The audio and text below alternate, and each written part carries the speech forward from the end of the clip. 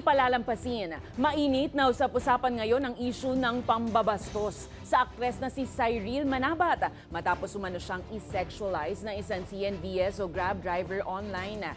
Buwelta ni Cyril, aaksyonan niya ito. Samantala, Nations girl group BINI, inilabas na ang music video ng kanilang new single na Blush. Makichika sa Balitang A to Z Showbiz ni Lane Garcia.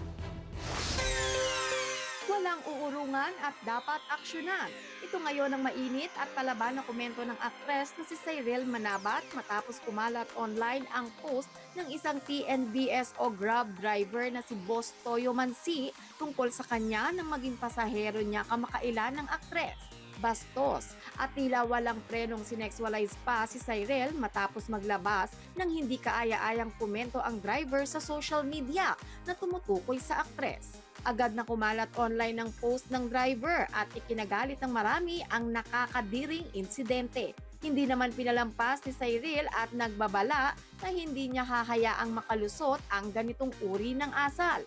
Dahil dito, umapila ang marami ng accountability sa driver at respeto sa kababaihan. Sa gitna ng kontrobersiya, agad namang umaksyon ang Grab Philippines at humingi ng paumanhin sa aktres. Sa statement na inilabas ng Grab, sinasabing kasalukuyan ng naka-under preventive suspension ang driver na nambastos sa kapamilya aktres. Iginiit din nila ang kanilang zero tolerance policy laban sa anumang uri ng misconduct para mapanatili ang kaligtasan ng kanilang mga pasahero.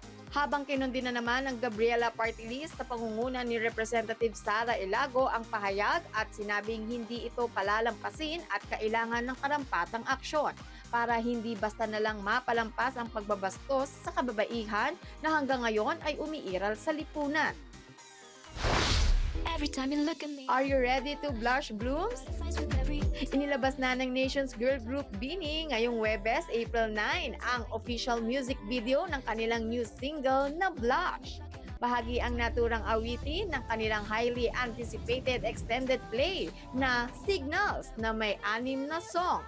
Kabilang rin ang naturang kanta sa kanilang ipe-perform sa inaabangang Coachella Valley Music and Arts Festival sa California, USA sa April 10 at 17.